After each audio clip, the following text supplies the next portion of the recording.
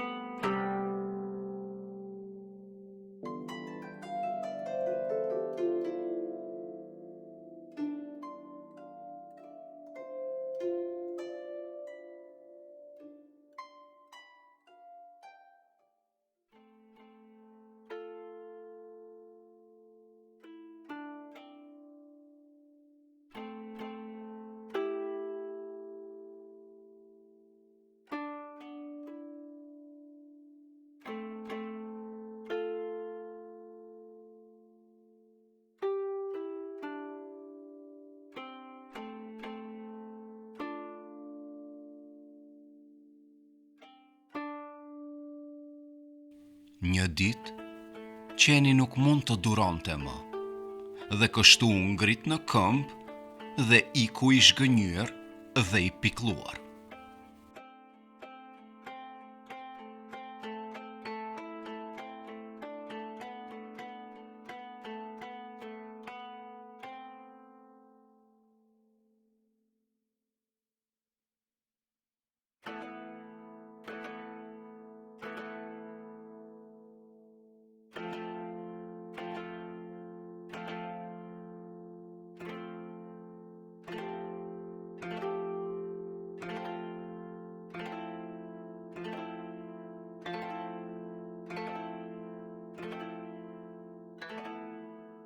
Rrugës takoi një harabel që i tha: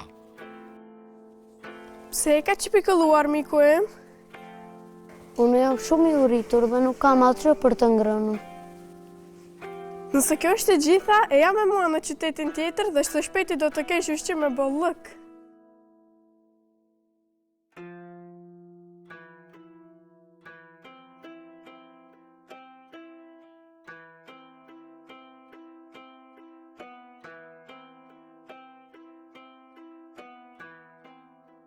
E ja tash me mua dhe do kesh ushqim të tepërt në qytet. Hajde eja më shpejt.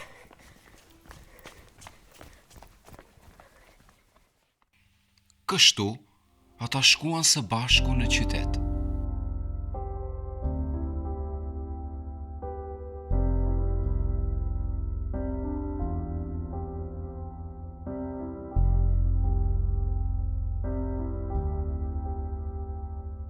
Dhe ndërsa kaluan pranë një mishtoreje, harabeli i tha qenit: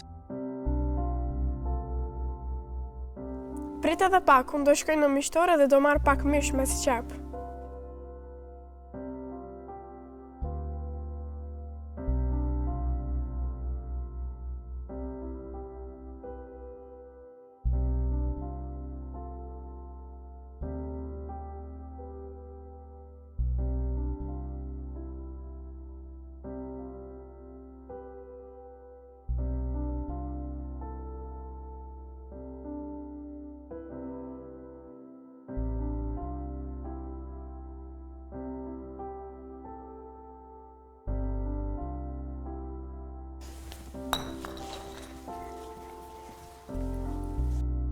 Pasi fillimisht e shikoi me kujdes për të parë nëse dikush po e shikonte, ajo goditi disa herë një biftek të shtrirë në buzë të raftit, derisa më në fund ra poshtë.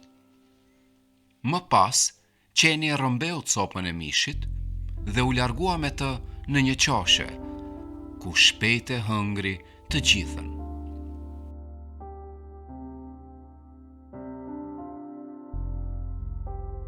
E po, tha Harabeli, nëse do ende të hash, eja me mua në dyqanin tjetër, dhe unë do të godas një biftek tjetër.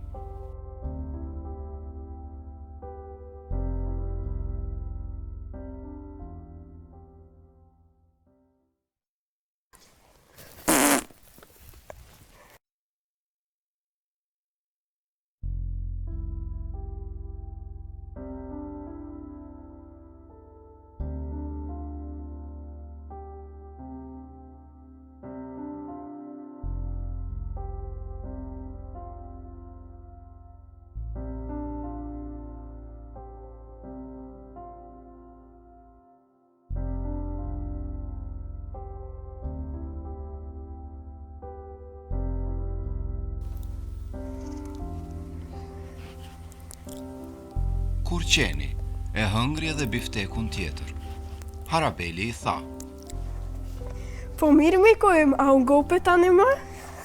Mishi ishte shumë i mirë, por tani doja të haja dhe një copë bukë pas këtë vaj. Në rregull, pra, eja me mua tek bukëpjekësis dhe së shpejti do ta kesh edhe atë.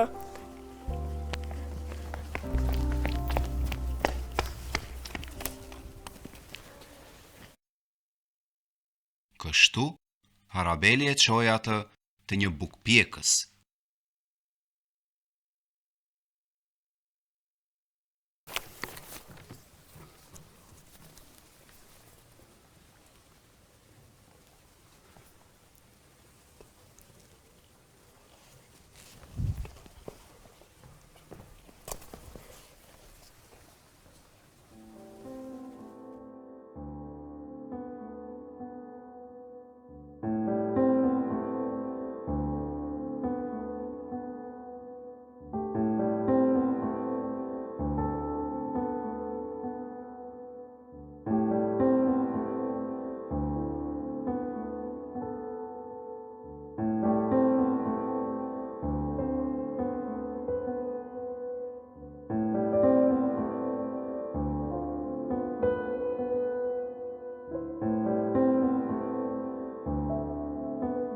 Dhe i goditi 2 kuleç buke që ishin të vendosura afër dritares, dhe ato ranë poshtë.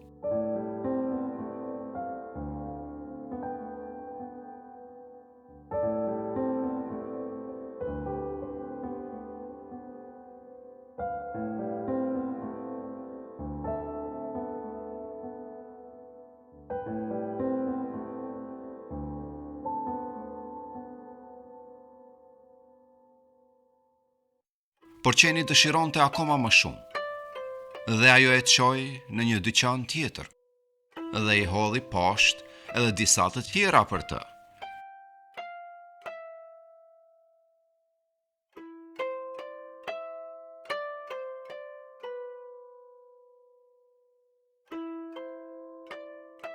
Kur i hëngri, Harabeli e pyeti nëse ishte ngopur tani. Po mirë me kojmë, e tani a unë gope më? Po, tani jam i ngopur si duhet. Tani le të bëjmë një shëtitje nga qyteti. O, sa i bukur është qyteti, atje ka pemë shumë të bukura dhe atje kam disa shoqe që do të njoftoj me ta. Eja me mua. Kështu, të dy dolën në rrugë, por me që moti ishte i ngrohtë, qenit i kishte ardhur gjume. Dalo, jam i lodhur, do shta pse kam ngrënë shumë, dua të flenja si gjumë. Tani? Okej. Kështu qeni u shtri në rrugë dhe ra në gjumë të thellë.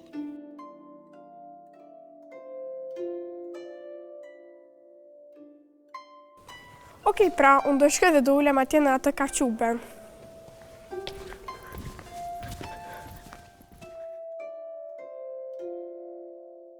Ndërsa flinte, kaloi një karrocë e tërhequr nga 3 kuaj dhe e ngarkuar me 2 kaza me verë.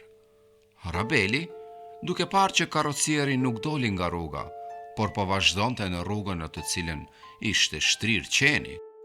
Për ta ndaluar, thiri. Ndalo, miku im, ndalo! Ndalo, miku im është atje, ndalo!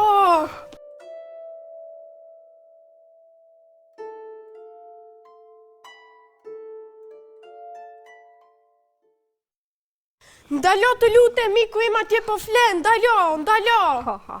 Por karrocieri, duke menduar me vete, ti do të më bësh keq mua, me të vërtet, ç'mund të bësh ti? E plasi kamxhikun dhe përshkoi me karrocën mbi qenin e gjorë, sa që rrotat e shtypën dhe ngordhi.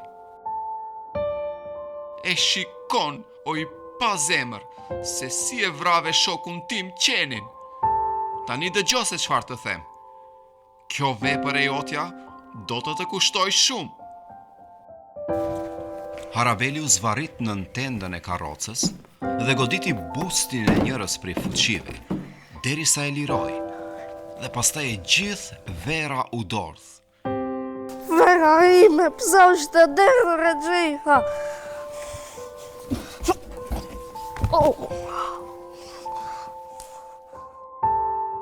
Kur karrocieri e pa këtë, nxori një bisht sëpate dhe deshi ta qelloj Harabelin me fuqi të madhe.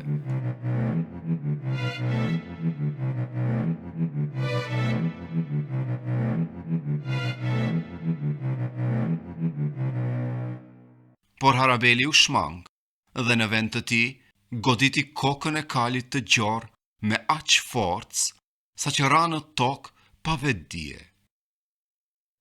I mjeri unë, sa i pafat që jam, bërtiti ai. Karrocieri më në fund detyrua të linte karrocën e tij dhe të shkonte në shtëpi, i mbushur me zemërim dhe shqetësim.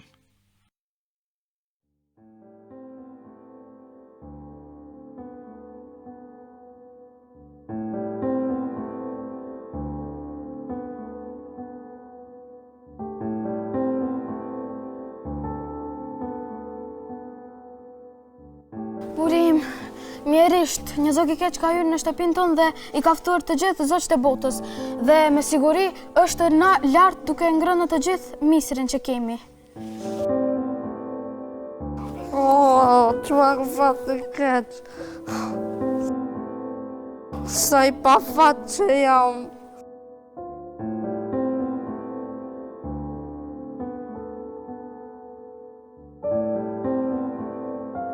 Si është e mundur, Çfarë më ndodhi kështu?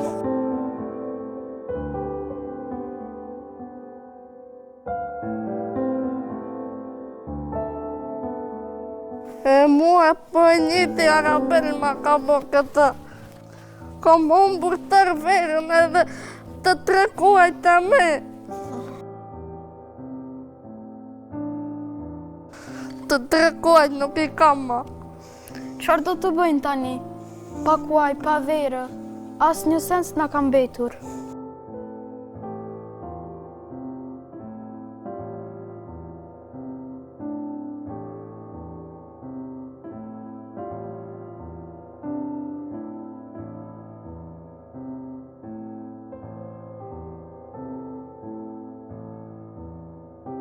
Gjitë burri lartë dhe pa mira zoq në nçatin e tyre, duke ngrënë mistrin e tyre, me Harabelin në mes. E pa mundur ajo drejt Harabel.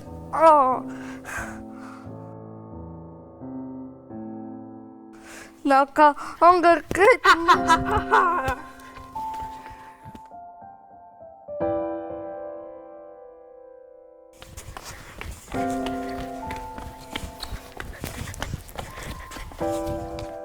Karrocieri, duke parë se kështu kishte humbur gjithçka që kishte, ai u hodh për pjeti tërbuar, kapi bishtin e sëpatës dhe ja hodhi Harabelit, por nuk e qelloi dhe theu vetëm dritaren.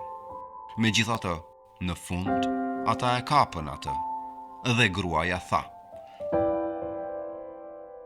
"Ta vras me një herë?" "Jo," bërtiti ai. "Kjo do të ishte shpejt dhe lehtë.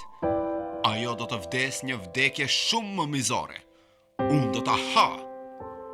Por Harabeli filloi të fluturonte përreth, shtriu qafën dhe thiri: "Karrocier, kjo do të kushtoj me jetë."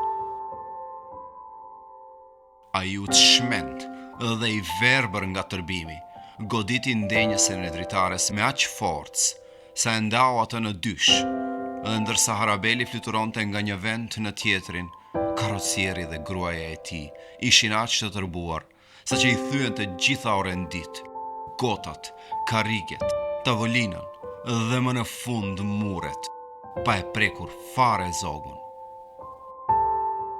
Ai nuk mundi të priste më, kështu i dha gruas së tij bishtin e sapatës dhe thiri: "Grua, godite zogun dhe mbyte në dorën time."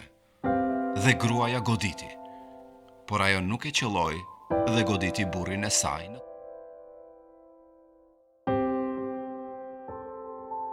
Harabeli fluturoi qetësisht në shtëpi në foljen e saj.